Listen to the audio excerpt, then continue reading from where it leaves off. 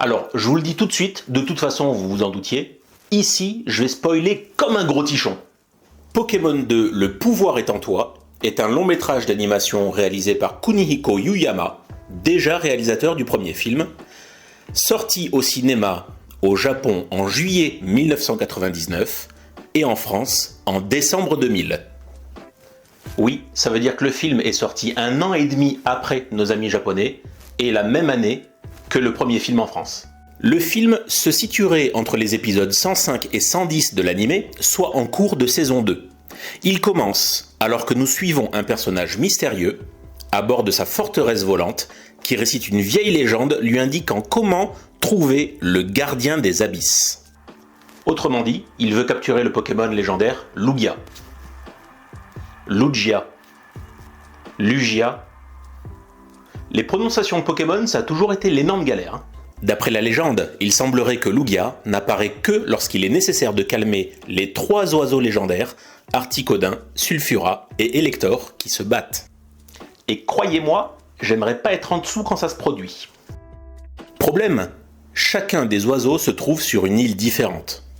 Notre méchant, dont nous ne connaissons toujours pas le nom, se rend sur l'île la plus proche, celle de Sulfura, et décide de lui congeler le fion pour le faire sortir.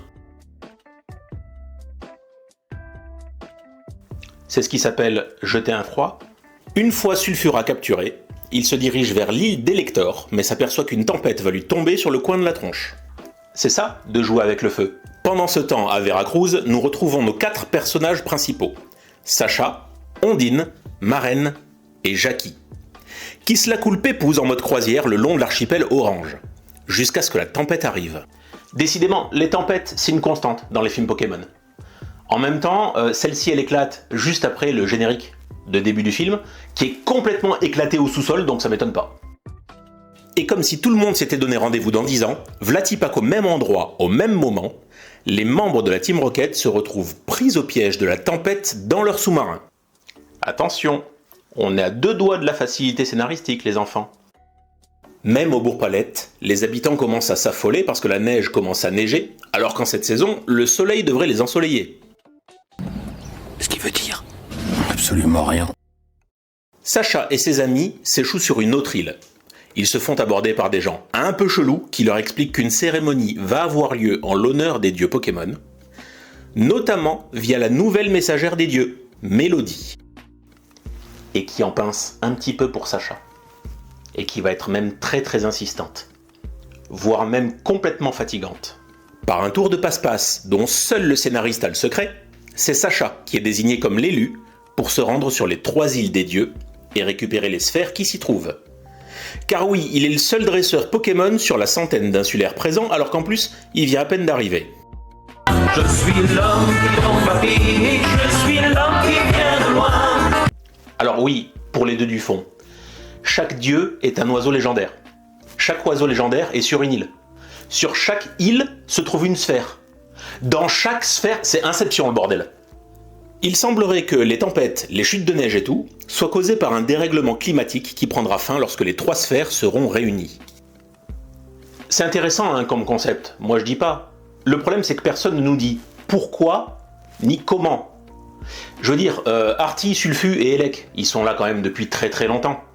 Et il faut que juste ils se réveillent au moment où Sacha est dans le coin. Non sans mal, contre vents et marées, Sacha arrive sur l'île de Sulfura, qui ne s'y trouve plus car capturé par Blofeld, notre fameux méchant. Essayez de suivre un peu, je sais ça fait 20 minutes qu'on le voit plus, mais quand même. Et récupère la sphère de feu. Elector débarque et finit lui aussi par se faire capturer, ainsi que les héros. Ça tombe bien. Le docteur d'Enfer a donc 2 oiseaux sur 3 dans son escarcelle. Il apprend à notre groupe de captifs qu'il ne se prétend pas dresseur, mais collectionneur, et que sa collection a commencé par une carte de Mew. Carte que l'on retrouvera en 3e partie de vidéo, évidemment. Nous comprenons que le dérèglement causé par les oiseaux crée un grave problème au sein des Pokémon qui migrent comme ils peuvent pour échapper aux tempêtes, notamment causées par Articodin, seul oiseau encore libre. Libéré, délivré... C'est bon, vous l'avez dans la tête? Ne me remerciez pas. À bord du vaisseau, Sacha réussit à libérer Sulfura et Elector, qui se venge et défonce la forteresse volante de Dark Vador. Chais. Le vaisseau s'écrase alors sur l'île d'Elector, puis Sacha récupère la sphère susnommée Tranquillou Bilou. Jusqu'ici, tout va bien. Mais l'important, c'est pas la chute, c'est... Si vous avez la suite, mettez-les-moi dans le commentaire. Sur fond de musique épique, Articodin débarque, et là c'est Octogone. À coup de je te brûle la tronche, je te gèle le fion, je t'électrocute les... Lugia, le grand frère, apparaît pour calmer tout le monde, mais se prend une petite tannée. Ou une vaste déculottée, comme on disait jadis. Mais heureusement, il reprend toutes ses forces grâce au pouvoir de la flûte. Bah, ça nous changera du pouvoir de l'amour, comme dans le premier film. Et pendant que Lugia protège Sacha, celui-ci parvient à s'emparer de la dernière sphère, celle de glace, bien aidé d'ailleurs par ses Pokémon et par la Team Rocket. Faudra qu'on en parle de ça. Sacha s'échappe du volcan sur le dos de Lugia, tel Atreyu sur Falkor, avant d'être attaqué par le Joker.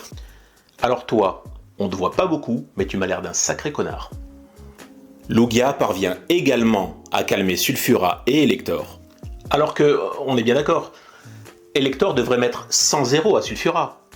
Sulfura est de type vol, Elector de type électrique, un bon petit fatal foudre dans les miches, et Sulfura il pète moins le feu. Lugia est à bout de force, Sacha réunit les 3 sphères, Mélodie joue du tempo harmonie, et c'est la fin du dérèglement climatique. Ah ben voilà, à quoi ça sert de faire des G20 ? Fin du film avec Sacha et sa souris qui survolent un tube d'eau à dos de Lugia avant que celui-ci ne retourne seul à la nature. Et je trouve que c'est un bel hommage à la fin du tout premier épisode de l'animé qui voyait Sacha et Pikachu observer un ho-ho qui s'éloignait dans le ciel.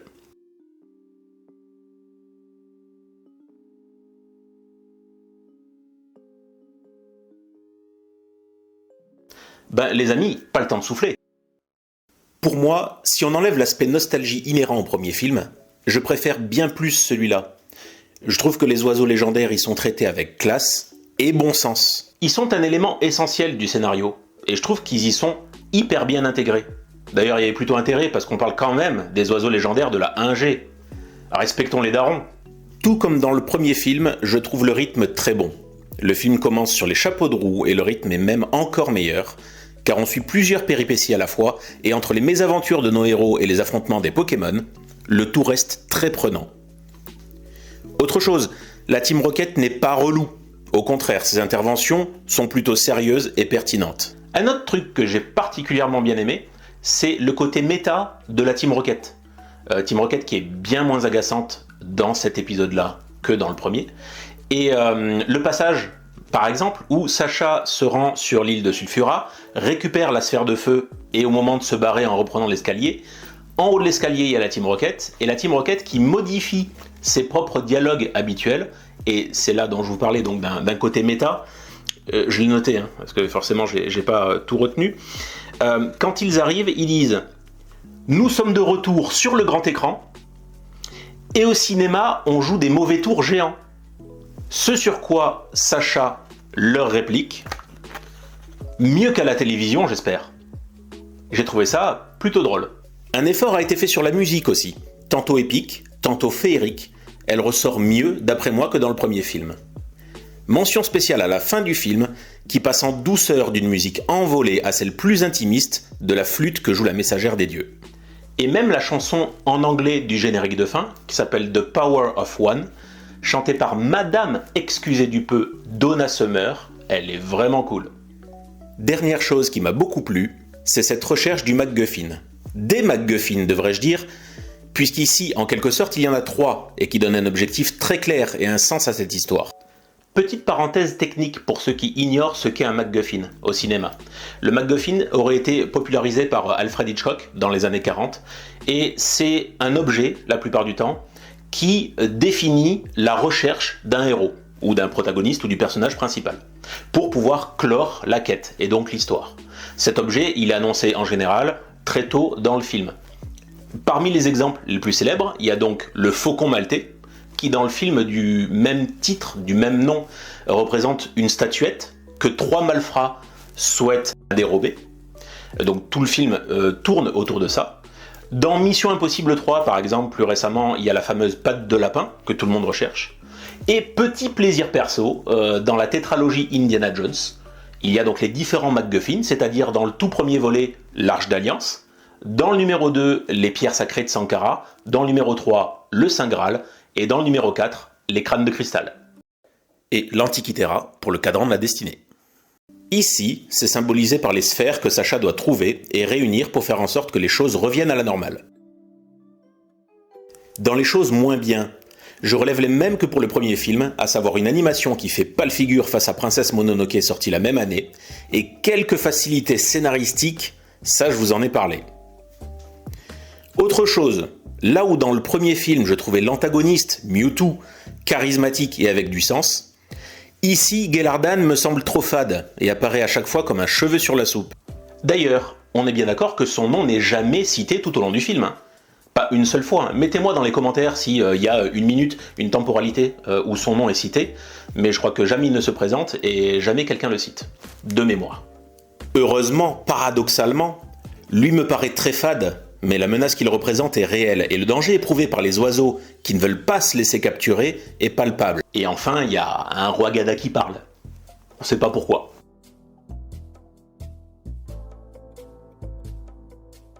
Donc un film que, comme d'habitude, je ne noterai pas, mais vous avez bien compris qu'il me plaît bien plus que le premier. Je valide. Une suite complètement réussie pour moi. Allez, maintenant on passe à la partie interview. C'est parti. Rebonjour ami viewer. Bonjour. Bonjour Lidides, comment vas-tu? Ça va tranquillou bilou. Et toi? Tranquillou bilou, moi ça va super bien. Vous venez d'assister donc à la première partie où je vous fais le résumé du film à ma façon. Et donc là maintenant on est sur la partie interview. Voilà. Tel El Kabosh, on passe sur une interview, donc beaucoup moins politique. Moi, ce qui m'intéresse, c'est de savoir un petit peu... Je serais bien en peine de vous répondre. Oh, mais t'es calé sur le sujet.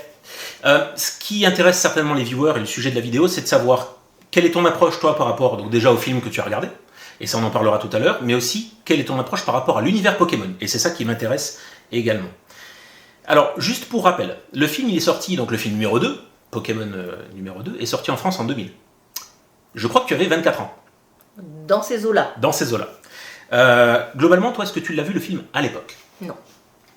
Non, pas en sortie ciné? Non. À l'époque, on se contentait des films qu'on pouvait voir à la télé, parce que avec mon ex-mari, on n'était pas très ciné, mais on se contentait de ce qu'on avait à la télé, et gentiment, on prenait des petites cassettes vidéo et on enregistrait les films pour les enfants. La belle époque de la VHS. Alors, je crois que les années 2000, c'est vraiment l'année de transition. Hein. C'est un truc entre la VHS et le DVD. Enfin, c'est une espèce de vieux truc comme ça. Donc, ce qui veut dire que toi, en tout cas, soit à cet âge-là, t'allais pas voir d'animé au ciné. J'étais pas du tout là-dedans. Et donc, dans les Pokémon non plus, parce que c'est ça le fond de la question. Dans les Pokémon, figure-toi que si, en fait. Puisque mes deux grands sont de 93 et 95, donc forcément, j'étais en plein dans Pokémon. À l'époque, déjà, je dépensais mes sous pour les cartes Pokémon. À travers eux, en fait. Les défoncer dans la cour de récré. Ouais, à travers eux. Donc c'est comme ça qu'on se retrouve avec des vieilles Dracofeu qui aujourd'hui ont une valeur sans nom, complètement pliées et déchirées. C'est ça. D'accord. Donc pas forcément attiré par tout ce qui était animé et film Pokémon. La série à l'époque, tu l'avais maté ou pas du tout? Oui, les gamins étaient devant, donc okay. Forcément... Parfait. On va se focus un petit peu plus sur le film maintenant. Le film, donc, il met en avant les 3 oiseaux légendaires, de la 1G. Est-ce que tu as une préférence sur l'un d'entre eux? Oui. Alors, te connaissant, je vais me tenter. Hein.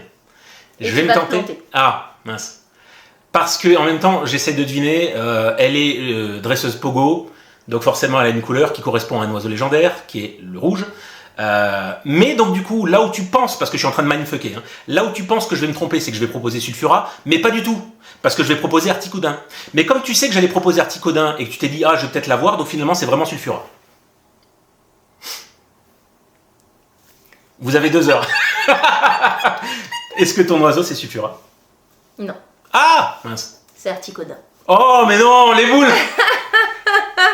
Parce que je le trouve beaucoup plus joli en termes d'esthétique, même si mon Pokémon Pogo, c'est Sulfura, mais je le trouve moche, parce que tu lui enlèves ses flammes. Mais pourquoi est-ce que tu lui enlèverais ses flammes, j'ai envie de te dire? Pauvre bête. Tu l'as déjà vu en shiny? Oui. Tu dirais un vieux poulet qui est resté 15 jours sur la plage. Ça commence à manquer de respect, vous le savez, sur les Pokémon. Non, je le trouve pas spécialement joli. Ouais. Sulfura. Couillu au combat, oui, mais joli, non. Je préfère Articodin, qui même au combat, je le pense meilleur. Ok. C'est pas impossible. Alors entre les deux, je pense que Artie se prend quand même une petite dérouillée, forcément, à cause du type. Mais oui, ça peut bien se jouer. Le film là, tu l'avais revu il y a un petit paquet de temps. Oui. Tu l'as revu récemment. Obligé. Voilà. Est-ce que ça veut dire que tu n'en avais pas forcément gardé un bon souvenir? Et là, on va arriver tranquillement vers ce que tu penses du film. Eh ben, c'est pas que je l'ai pas aimé en fait, c'est que je l'ai pas regardé dans les meilleures conditions la première fois où c'est que je l'ai vu, donc j'avais besoin de me remémorer un petit peu le film. On va le dire, quand tu l'as vu la première fois, c'était il y a quelques mois. On parle vraiment de quelque chose de l'ordre d'il y a 4-5 mois, peut-être même plus. Oui, moi j'aurais bien dit 6 mois. Ouais, peut-être. J'aurais bien dit 6 mois. Et voilà, en soirée, avec la ptiote, avec Minnie à côté. En famille, ouais. C'est ça, en famille. Donc, il y a le chien qui passe, le chat, machin. On se lève pour aller chercher à manger, on se lève pour aller chercher à boire. Comme il n'y a pas de pub, ça coupe pour aller faire pipi. Donc, forcément, c'est pas les meilleures conditions pour voir un film. Donc là, effectivement, il y a quelques jours, je me suis calée devant. J'ai dit à tout le monde, dans vos chambres, le chien dehors, le chat dehors. Vous me foutez la paix. Je veux plus que le chat aboie. C'est ça. Voilà. Non, mon chat, il fait du air miaou. Il aboie pas, il fait pas de bruit, le pauvre. Et donc tu l'as regardé dans des conditions un petit peu meilleures. un petit peu meilleures, de façon à... Et en fait, non, je me suis aperçue que j'avais rien oublié de... Ouais. Donc ça veut dire quoi? Ça veut dire qu'il t'a pas marqué. On va être dans le vif du sujet. Ce film, est-ce que tu as trouvé des qualités quand même? Ou est-ce que globalement c'est assez passable? Pour moi, ça serait assez passable. C'est ce que je reproche à certains films parfois, que ce soit des films, des films d'animation, des mangas ou même des films, c'est que ils développent trop vite. On passe d'un point où c'est qu'il se passe rien à de l'action et puis à plus rien. L'action est trop vite, c'est torché trop vite. Ça nous perd, c'est ça que tu veux dire? Ça va trop vite. Et toi, tu es une habituée des animés, parce qu'on peut dire que tu t'en paluches à travers toi ou à travers ta fille. Donc tu es une habituée des séries animées, de quelques films animés. Donc l'animation, c'est un truc qui te parle, c'est ça que je veux dire. Oui, maintenant... T'as donc des éléments de comparaison, voilà. Donc si tu devais le comparer par rapport à l'ensemble des animés que tu vois, que ce soit sur d'autres séries ou d'autres trucs, est-ce qu'on n'est pas... Alors attention, c'est un film de 2000. C'est ça, c'est ce que j'allais te dire. On n'est pas sur des films actuels. On est sur du truc de 2000 qui s'adressait à des enfants qui sont pas... Alors, je vais pas dire aussi évolués, qui sont pas... Moi, les enfants de l'époque, c'était pas très évolué. Non, à l'époque, mes deux grands, ils n'étaient pas sur ordinateur. Il n'y avait pas de téléphone portable, on n'avait pas d'ordinateur à la maison. Il n'y avait pas toute cette technologie que ma ptiote dernière a maintenant. Donc, pour elle, ça a dû lui paraître mais complètement obsolète, les animations, etc. Alors que, retranscrit en 2000, oui, effectivement, ça pouvait être bien vu avec des yeux de maintenant. Moi qui ne l'ai pas vu à l'époque... Il a pris un coup dans la tronche. Il a vieilli. Ouais. Pas très bien par rapport à d'autres. Donc, oui, j'ai aimé l'histoire, etc. Je trouve que ça va trop vite, que l'intrigue... que le méchant arrive trop vite et qu'on sait trop vite qui va être les enjeux trop rapides, etc. C'est ça, alors moi le rythme, vous l'avez vu dans ma critique que j'ai fait un petit peu avant, moi le rythme c'est quelque chose que j'ai salué dans ce film là, je trouve que le rythme est bon. Alors moi c'est vrai que j'ai l'impression que tu l'as pas tant aimé que ça, moi c'est un film que j'ai bien apprécié vraiment. Est-ce que tu te souviens du premier? Est-ce que tu avais vu le premier? Est-ce que tu t'en souviens? Pas vraiment, pour comparer, parce que moi je le trouve supérieur au premier, c'est ça que je veux dire, ce qui est rare dans une suite. Non, moi j'ai non, pas forcément. Pour moi le mieux des deux reste quand même le premier. Ok. Voilà. Du coup, est-ce que tu peux donner une note, un nombre de cartes à ce film-là, sur 10, donc bien évidemment. Et je sens que ça va saquer sévère. C'est un note final? C'est ma petite note finale. 6 un petit 6 sur 10. Un petit Ok. 6 sur 10. Qu'est-ce qu'il sauve? Les oiseaux. Enfin, parce que les légendaires et Lugia prennent une grosse part. Voilà, et on aime bien Lugia et les oiseaux en général. Le Lugia. Le roi Gada qui parle. Goldé. Lui, il fait une carte déjà. C'est Lui, il ça. prend un point. Voilà. On a tellement l'habitude d'entendre parler que Miaous, Oui, c'est vrai. C'est vrai. que le roi Gada qui parle, j'ai trouvé ça. Et puis si, il y a un petit truc qui m'a bien plu, c'est que quelque chose peut-être qui se faisait pas trop à l'époque, les personnages vous parlent. Oui, c'est un côté très méta, c'est vrai. Et du coup, ça j'ai... Il brise un peu le quatrième mur, c'est vrai. C'est ça. Moi, je trouve ça assez fun. Voilà, moi j'ai bien... Dans l'ensemble, je l'ai bien aimé. Hein. Je ne vais pas dire que C'est c'était pas une du caca dome en boîte. Ouais. Mais c'est pas celui-ci que j'irai revoir. Ok. Je l'ai revu, je le reverrai plus. Je l'ai revu, il m'a vaincu. Donc voilà. C'est ça. Ok, bah écoute, je te remercie beaucoup pour ta note. Notre avis diverge, mais quelque chose, ne le dis pas, hein, ouais. Mais quelque chose me dit qu'on va se revoir pour un film qui là aussi, alors dans longtemps, hein, parce que c'est un film numéro 20 et quelques, C'est ça. mais qui là aussi va faire débat. Puisqu'on l'a vu ensemble. Mais en plus, on l'a vu ensemble. Et on sait déjà qu'on n'est absolument pas d'accord, Voilà. mais complètement, mais pas du tout. Sera-t-on un jour d'accord et du même avis sur un film? On le verra. Merci à toi. Merci à toi. Et puis nous on continue donc sur la troisième partie, celle qui mêle les cartes qui sont directement en lien avec le film. A tout de suite. Allez, troisième partie de notre Krixix Ciné avec la rubrique concernée aux cartes cette fois. Et tout comme on l'avait vu ensemble pour le premier film, la sortie au cinéma du film numéro 2 a été accompagnée de la sortie de cartes qui va bien. Alors, à cette occasion, ils n'ont pas sorti une carte, mais non pas 2, mais non pas 3, mais non pas 4, mais non pas 5, mais non pas 6, surtout pas 8, mais bien 7 cartes.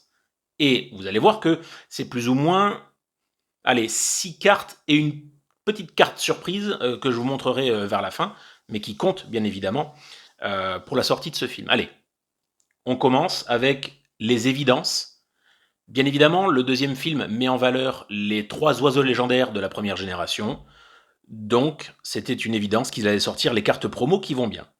Nous sommes chez Wizard, et la toute première carte promo dédiée au film, c'est la numéro 21, et c'est une carte qui représente Sulfura. Elle est sympa, elle est pas holo, mais elle est sympa. On continue avec Articodin, qui est peut-être celui que je préfère sur les illustrations. Pas en règle générale, mais ici sur les illustrations, oui. Et Elector. Bon, lui, c'est une drôle d'attaque qu'il nous fait. Alors voilà, elles sont pas holographiques, malheureusement, ces 3 cartes-là. Mais les illustrations sont assez sympas, et... Alors, je sais pas si vous avez en tête, lui, le Elector tel qu'il avait été représenté sur certaines cartes, qui étaient juste immondes. Donc là, ça va quand même beaucoup mieux. Mais il y avait 4 cartes qui étaient disponibles lorsque vous alliez voir le film en salle. Donc il y en a une petite 4e, et qui va peut-être vous surprendre. C'est celle-ci. Donc c'est ce qu'on appelle la carte Mew antique. Et cette Mew antique, alors, elle a plusieurs particularités. Déjà, vous voyez bien qu'elle ressemble à aucune autre, puisque les bords sont différents. Voilà. Est-ce qu'on peut la considérer comme une full art? Est-ce que... Voilà, on ne sait pas trop. De plus, comme vous le voyez, elle n'a pas de numéro de promo. Elle n'est pas dans la continuité des autres. Elle était vraiment à part. Et pourquoi est-ce que c'est surprenant? C'est parce qu'en fait, ils ne l'ont pas sorti lors du premier film. Ils auraient pu, puisque le premier film met en scène Mew en tant que, on va dire, pseudo-personnage principal à côté de Mewtwo. Mais si vous vous souvenez bien, si vous avez vu le film numéro 2, souvenez-vous bien que dans les toutes premières minutes du film, nous voyons Gélardan nous parle, en fait, Gélardan le méchant, nous parle de cette fameuse carte. Il nous parle d'une pierre antique, et donc on voit l'illustration qu'il y a sur cette carte-là. Je crois que c'est dans des tas de gravats, quelque chose comme ça. Et donc voilà pourquoi ils l'ont fait. Le dos est un peu particulier aussi, puisque il est complètement différent du dos Pokémon que l'on voit habituellement. D'accord ? Cette carte évidemment, n'est absolument pas jouable, hein. Mais voilà, elle est très sympa. Voilà pour les films sortis en salle. Maintenant, il y a les sorties VHS, DVD. Il y en a deux. La toute première, je ne l'ai pas. C'est celle-ci, je vous la fais donc apparaître entre mes doigts, qui est donc une carte Pikachu et qui est exclusive, on va dire, aux États-Unis. C'est une carte qui est sortie là-bas, qui est disponible uniquement en anglais, pas sortie chez nous du coup, et donc qui était distribuée lorsque vous achetiez une VHS ou un DVD. Je rappelle que nous sommes en l'an 2000. 2000, c'est la sortie du film. Forcément, le film en cassette et en DVD est sorti juste quelques mois après. 2000 est encore une époque où on trouvait les deux. On trouvait du DVD et on trouvait de la VHS. C'est après que la VHS ont complètement disparu. Et en France, nous avions celle-ci. La Pikachu Surfer, donc qui est la promo numéro 28 de chez Wizard, et qui était donc également distribuée lors de l'achat d'une VHS ou d'un DVD. Et chose qui est marrant, je crois, hein, si je dis pas de bêtises, cette carte est l'illustration qui a été aussi qui est sortie sur la Pikachu World Collection. Hein, il en existe 2 des extensions Pikachu World. Vous savez, c'est cette collection de 9 cartes qui met en scène que des Pikachu, mais toutes dans des langues différentes. Un coup espagnol, italien, allemand, japonais, etc. Et il me semble que la carte française, c'est le Pikachu Surfer. Donc voilà. Et enfin, donc la fameuse 7e carte dont je vous parlais, et qui n'est pas la moindre, c'est celle-ci. Donc là, vous vous doutez bien que, vu la taille, il s'agit d'une jumbo. Et cette jumbo-là, je vous vois, hein, regardez, hop, ça c'est une carte traditionnelle. Et cette jumbo-là, qui est vraiment très belle, hein, elle est magnifique, donc disponible uniquement en anglais, et elle était sortie dans les magasins américains, d'accord, à l'occasion de la sortie du film. Donc uniquement disponible aux États-Unis et au Japon, hein, puisqu'elle est, et en anglais et en japonais. Donc elle est très précieuse. Elle est considérée comme étant la toute première jumbo sortie. Et elle est de toute beauté. Voilà, j'essaie de vous la montrer un petit peu droit comme ça. Mais elle est vraiment sympa. C'est bien qu'elle représente comme ça les 3 légendaires, les 3 oiseaux sur la même carte, et ils ont réitéré ça avec d'autres légendaires sur des futurs jumbo qu'on verra très probablement un petit peu plus tard. Voilà, donc j'espère que ce tour de carte, hop, je les mets un petit peu toutes là, que ce tour de carte vous a plu.